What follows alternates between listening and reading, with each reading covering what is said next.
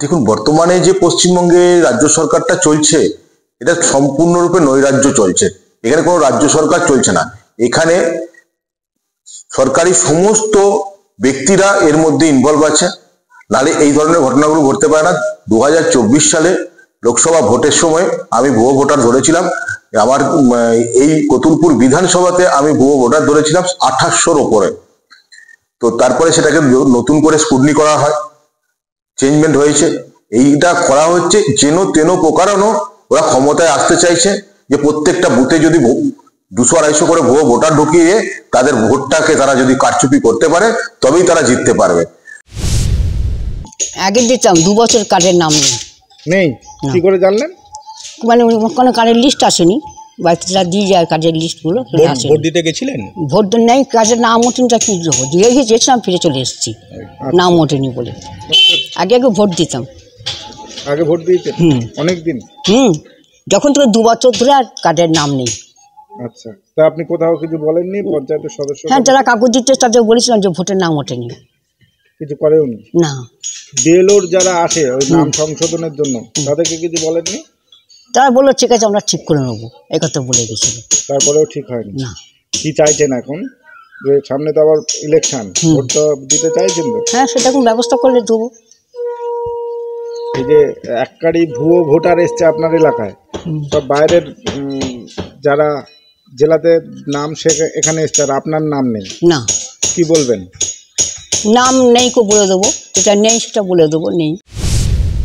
তো voter card রয়েছে? হ্যাঁ। কবে থেকে আপনি ভোট দিচ্ছেন মনে আছে? এই সামনে বছর থেকে ভোটের বাদ গেছে আমার। কতদিন ভোট দিয়েছেন মনে আছে? ভোট দিয়েছি কতদিন মনে নেই, কিন্তু এই বছরেই আমার ক্যান্সেল হয়েছে নতুন করে। আগে ভোট দিতে? হ্যাঁ হ্যাঁ। আচ্ছা, কতবার গতবারে ভোট দিতে পারলেন? না, গতবারে তো ভোট দিতে পারিনি। কেন? লিস্টে নাম নেই। আচ্ছা, আপনাদের গ্রাম পঞ্চায়েত মানে চাম্পাহাটি গ্রাম পঞ্চায়েতে একাধিক ভুয়ো ভোটারের নাম আছে আর আপনারটা নেই? না। এটা নিয়ে আপনি বলেছিলেন কোথাও? না, আমি কোনো জায়গায় এখন জানাইনি আজ পর্যন্ত।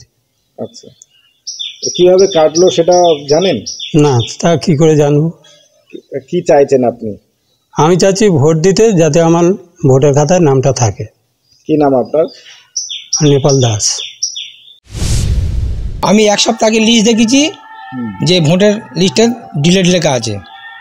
আচ্ছা, কিভাবে ডিলেট হলো জানতে চান? কাকে জানাবো আমি তো কাউকে জানাতেই পারলাম না যে ডিলেট হলো কেন। সদস্যদের বললাম, সদস্য বলে হয়ে গেলে কি করব। চাম্পাহাটিতে ভুয়ো ভোটার হাজার হাজার বাইরের যাদের বাড়ি তাদের নাম রয়েছে, কি লোকাল বাসিন্দা আপনার নাম নেই, কি এই বিষয়টা কেমন ভাবে দেখছেন? এই বিষয়টা আমি তো দেখি কোনো নাম আমি তো চিনতেই পাচ্ছি না কারোর, কিন্তু নাম এখন দেখতে পাচ্ছি পেপারের পরে সব জায়গায় দেখতে পাচ্ছি যে ভুয়ো নাম ঢুকে গেছে 4500। হ্যাঁ, আমি এখানকার প্রায় বাপ ঠাকুরদার আমল থেকে হচ্ছে গিয়ে বসবাস করতেছি। আমরা কোনো নদীর ওপার বাংলাদেশি লোক নয়, আমরা হচ্ছে কি আজীবনকাল এখানে বসবাস করি। আমরা ভোটার আমি হয়েছি, কিন্তু এখন দেখতে পাচ্ছি ভোটার লিস্ট থেকে আমার নামটা কাটা গিয়েছে। গত লোকসভা? হ্যাঁ, গত লোকসভা ভোটে আমি ভোট দিয়েছি। আচ্ছা, লোকসভা দিয়েছেন, এখন আবার নাম কাটা? এখন নাম কাটা। তাহলে এখন কি? লোকসভা দিয়েছি, পঞ্চায়েত দিয়েছি, সব ভোট দিয়ে আসছি, আমি কোনো ভোট মিস করিনি। আচ্ছা, তাহলে এখন কি চাইছেন? এখন আমি চাইছি যে আমার ভোটার লিস্টে যেন নামটা হয়ে যায়। এটা তো দীর্ঘদিন ধরে আমরা তো অনেকবার আমরা যারা এখানে সার্ভে এসেছিল তাদেরকেও জানিয়েছি, বিডিওকে লিখিত আমরা কমপ্লেন করেছিলাম। আমরা বলেছি আমাদের এখানে প্রচুর ভুয়ো ভোট এসেছে। তার আগে বিধানসভা লোকসভায় আমরা ধরে ধরে প্রশাসনকে ধরে ধরে আমরা দিয়েছিলাম এগুলো ভুয়ো ভোট। তারা ধরতে গিয়ে পালিয়ে গেছে, তাদের কিছু থানায় নিয়ে গেছে, এরকম ঘটনা তো ঘটেছে। তা এই শাসক দল বিভিন্ন ধরনের এই পরিকল্পনাভাবেই এইভাবে ওরা এই পঞ্চায়েতে হেরেছে। ওদের একটা চিন্তাভাবনা আছে আগামী দিনে কিভাবে জিতবো, এই জন্য এই ভুয়ো ভোটগুলোকে বাইরে থেকে এনে এইগুলো করেছে। আপনাদের যে এলাকায় যারা রয়েছেন তাদের তো নাম নেই? না, অনেক নাম নেই। তাদেরকে দীর্ঘদিন যারা প্রত্যেকেই জানিয়েছে, যারা সার্ভে করতে এসেছে বিএলআর থেকে এসেছে তাদেরকেও জানিয়েছে, কিন্তু এর কোনো কর্ণপাত করেনি। এই পঞ্চায়েতে প্রধান যে উনি আছেন উনিও দীর্ঘদিনও ওনার কাছে অনেক রিপোর্ট গেছে, কোনো চিন্তাভাবনাই নেই।